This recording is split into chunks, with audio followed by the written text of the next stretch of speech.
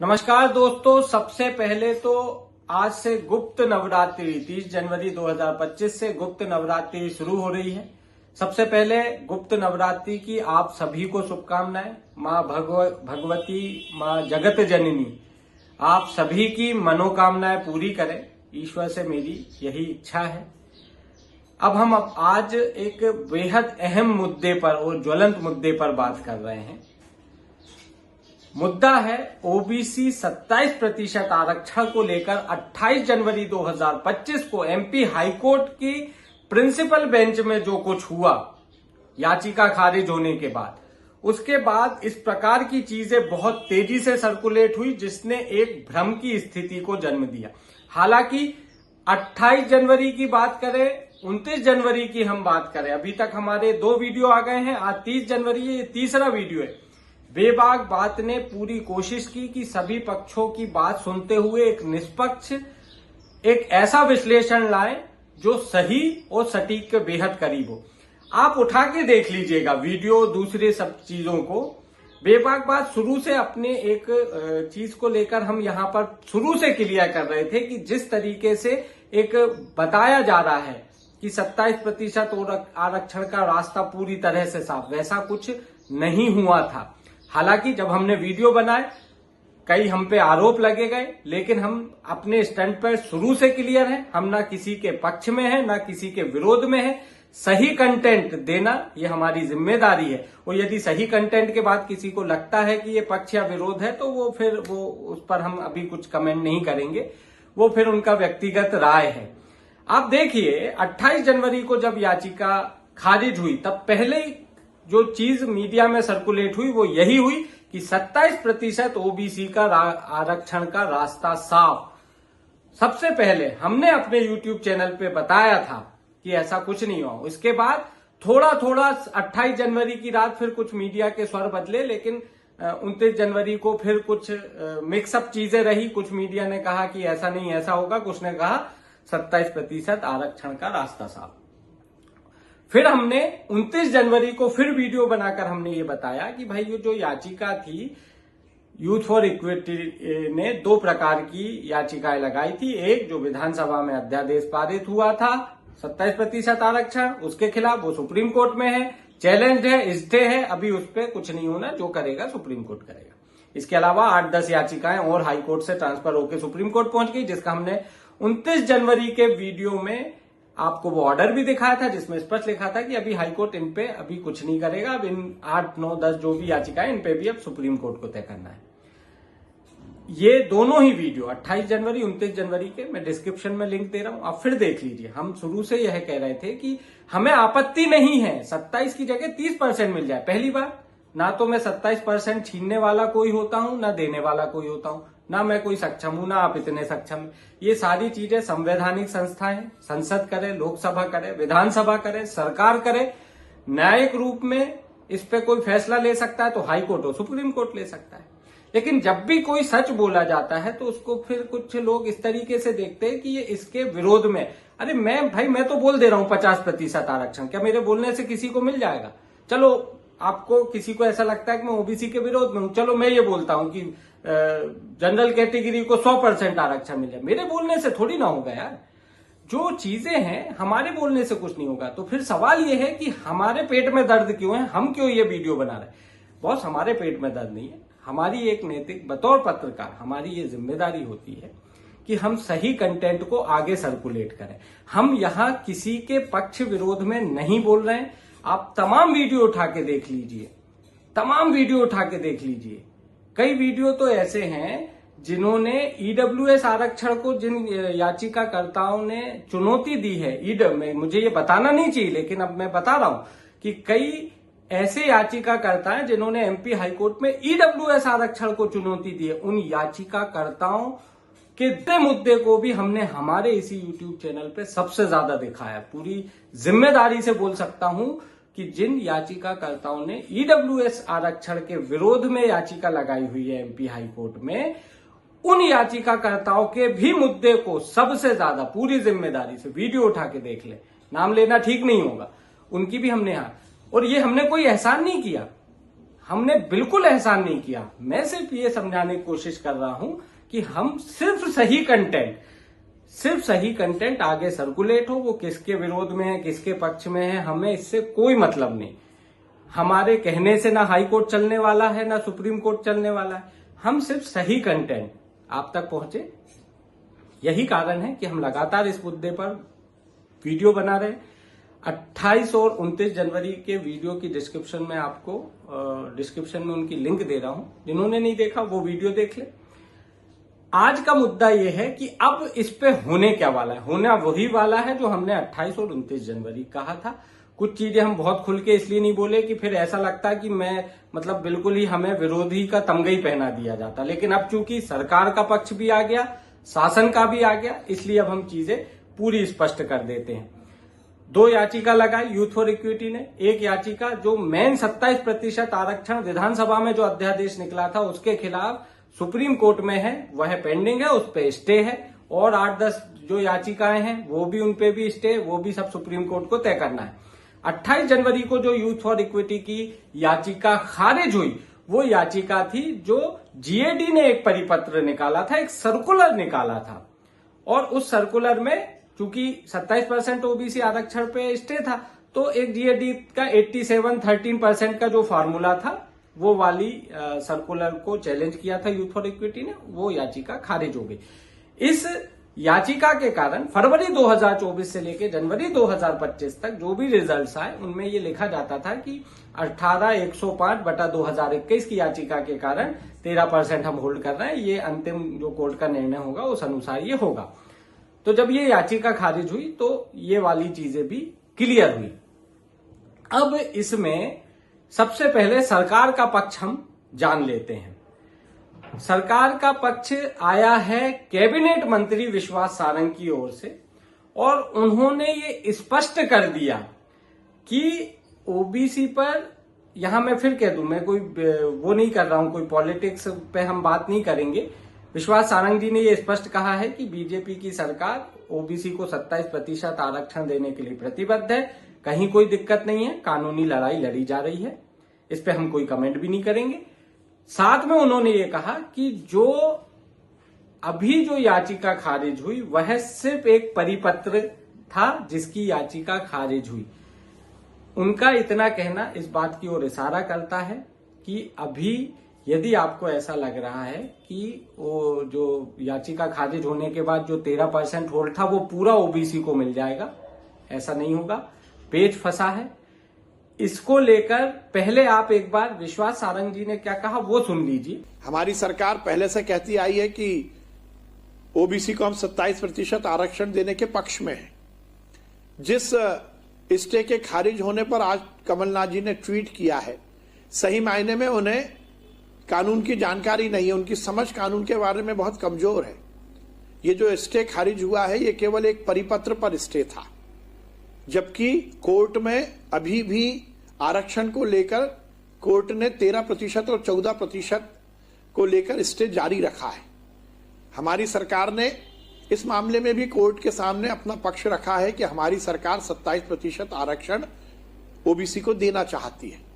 Court के निर्णय के बाद जो भी होगा उसका हम पालन करेंगे। विश्वास सारंग जी ने स्पष्ट कहा है कि भाई जो याचिका खारिज हुई है वो सिर्फ एक परिपत्र था, अध्यादेश तो अभी भी चैलेंज है और इस पर राजनीति की जा रही है। अब हम इसको आगे और बढ़ाते हैं। अब ये तो हो गया था सरकार का पक्ष, शासन के पक्ष पे आ जाए। दैनिक भास्कर की एक खबर में आज जीएडी के सचिव संजय दुबे जी का एक बयान छपा है। वो बयान क्या है? कुछ याचिकाओं के खारिज होने से मौजूदा आरक्षण व्यवस्था पर कोई असर नहीं पड़ेगा जब तक सुप्रीम कोर्ट इस मामले में अंतिम फैसला नहीं दे देता। अब इस पूरे मसले को, जो विश्वास सारंग जी का जो बयान है और जो संजय दुबे जी का जो बयान है, इसको अब हम थोड़ा सा विस्तृत कर लेते हैं। देखिए 87-30% की याचिका खारिज हुई। बहुत सारी भर्ती परीक्षा इस 13% को लगा के रोक के रखी थी और ये उस सर्कुलर में आ रहा था। अब पेच कहां फंस गया भाई? याचिका तो खारिज हो गई, कायदे से तो कल या परसों से ज्वाइनिंग लेटर देना चालू कर देना चाहिए। लेकिन इस पर सरकार और शासन क्यों अभिमत ले रहा है कानून के विशेषज्ञों से, विशेष सलाहकारों से, उसकी वजह मैं आपको बताना चाहता हूं। कोई भी भर्ती, हम एक जस्ट फॉर एग्जाम्पल वर्ग 1 उच्च माध्यमिक शिक्षक भर्ती 2023 को बतौर एक उदाहरण समझ लेते हैं। अभी उस भर्ती में जब ये याचिका खारिज नहीं हुई थी तब भी जो ओबीसी को 14% मिल रहा था वो तो मिल गया रिजर्वेशन, ठीक। अब याचिका खारिज हो गई, 13% जो होल्ड था वो पूरा का पूरा ओबीसी को चला जाए, याचिका तो खारिज हो गई, तो 14 तो आपको मिल गया, याचिका खारिज होने से 13% और मिल जाए तो कितना हुआ? जवाब आप हमें कमेंट बॉक्स में बताइए। और यदि 14 और 13 सब मिला के दे दिया तो फिर उन याचिकाओं का क्या होगा? उस अध्यादेश के विरुद्ध में जो सुप्रीम कोर्ट में याचिका लगी है उसका क्या होगा? क्योंकि वो भी 27% आरक्षण को लेकर ही चैलेंज है। आप समझिए, यदि किसी भर्ती में 27%, भले ही टुकड़ों में सही, पहले चौथा पे तो कोई विवाद ही नहीं, उस पर हमें बार बार बात ही नहीं करनी चाहिए, 14% तो मिल ही रहा है। अब यदि एक याचिका के खारिज होने पर 13% आपको मिल जाए तो 14-13 कितना? अब 27 आपको मिल गया, 2 टुकड़ों में मिला, पहले 14 मिला, अब 13 मिल गया, तो फिर वो याचिका है जो सुप्रीम कोर्ट में लगी हुई है, जिन पे सुप्रीम कोर्ट का फैसला है, सुप्रीम कोर्ट ने कहा हाई कोर्ट इस पे आगे कुछ भी नहीं कर पाएगा, इसको हम ही सुनेंगे, उन याचिकाओं का तो कोई मतलब ही नहीं रहा, वो तो बेमानी हो गई, क्योंकि टुकड़े में 27 तो वैसे भी मिल गया। फिर उन याचिका को सुने या नहीं सुने उससे क्या फर्क पड़ता है? संभवतः यही वो पेच है जिसके कारण अभी दिक्कतें आएंगी। ये बात हम पहले दिन से जानते थे, हम उस दिन भी क्लियर कर सकते थे, लेकिन ये हो जाता कि यार आप तो बिल्कुल विरोधी हो, ये हो वो। अब वही बात विश्वास सारंग जी ने कह दी, वही बात, मतलब इतना डिटेलिंग नहीं करी, लेकिन विश्वास सारंग जी ने भी ये कहा ना भाई एक परिपत्र वो हुआ है, परिपत्र था, उसके खिलाफ याचिका थी, खारिज हो गई। संजय दुबे जी का बयान दैनिक भास्कर के अनुसार, हमने बात नहीं करी, जो भास्कर में छापा हम उसके अनुसार बोल रहे हैं। संजय दुबे जी का भी कहना है भाई आरक्षण की अभी जो व्यवस्था है वही लागू रहेगी। कारण यह है कि यदि 13 पूरा ओबीसी को चला गया तो फिर सुप्रीम कोर्ट में तमाम याचिकाएं बेमानी हो जाएंगी, फिर उन पे क्या सुनेंगे? फिर मैं कह दूं मिल जाए 27 की जगह 30 मिल जाए, आपत्ति नहीं, हम सिर्फ सही चीज ड्राइव कर रहे हैं। आप देखिए, आप भले ही कितना भला बुला कह ले, आप देखिए जब हमने ये आरक्षण को लेकर सही विश्लेषण करना शुरू किया, कुछ लोगों को बुरा लगा, कमेंट आते हैं, ठीक है, वो उनकी अपनी व्यक्तिगत राय है, लेकिन जब मैं इस ओबीसी या किसी भी उसको लेकर, आरक्षण को लेकर जब सही चीजें मैं नहीं देता था, तब भी मीडिया में कितनी बार सुर्खियां बनी होंगी, मुझसे ज्यादा पेपर्स की कटिंग आपके पास होगी, जिसमें कई बार पिछले 1 साल से कितनी खबरें ऐसी लगी जिसकी हेडलाइन इस तरीके से थी कि ओबीसी का 27% आरक्षण का रास्ता साफ।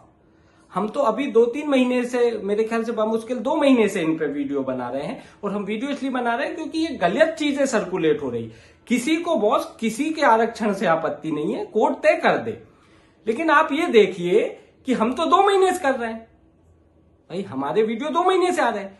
मीडिया में कितनी बार पिछले 1 साल में ये सुर्खियों में हेडलाइन बनी कि ओबीसी का 27% का आरक्षण का रास्ता साफ, तो जब साफ तो जॉब क्यों नहीं मिल रही? अभी हाल ही में, मैं माननीय उनका नाम नहीं लूंगा, आप खुद समझदार है, अभी बीच में एक मीडिया में ये सुर्खी बन गई थी कि एमपी हाई कोर्ट ने जो है सरकार से पूछा 27% आरक्षण क्यों रोका, किसके कहने पे रोका, इस तरीके की हेडिंग बनी थी। बॉस वो सुनवाई भी 30 मिनट चली थी, पूरी देख लेना, मत जाओ मेरे कहने पे, मैं बार बार कहता हूं किसी के कहने पे कभी मत जाओ, आप खुद सुनो और उसमें ये देखो। फिर मैं कह रहा हूं, अब यदि आप इन चीजों को विरोध में लेते हैं तो फिर बॉस ये आप देखिए, आपकी अपनी व्यक्तिगत राय। यदि मैं ये कह रहा हूं कि भाई जब ये हेडलाइन बनी थी कि एमपी हाई कोर्ट ने सरकार से पूछा किसके कहने पे आपने 27% आरक्षण होल्ड किया, ये हेडिंग जिस सुनवाई के बाद बनाई गई थी उस सुनवाई को आप सुन लीजिए।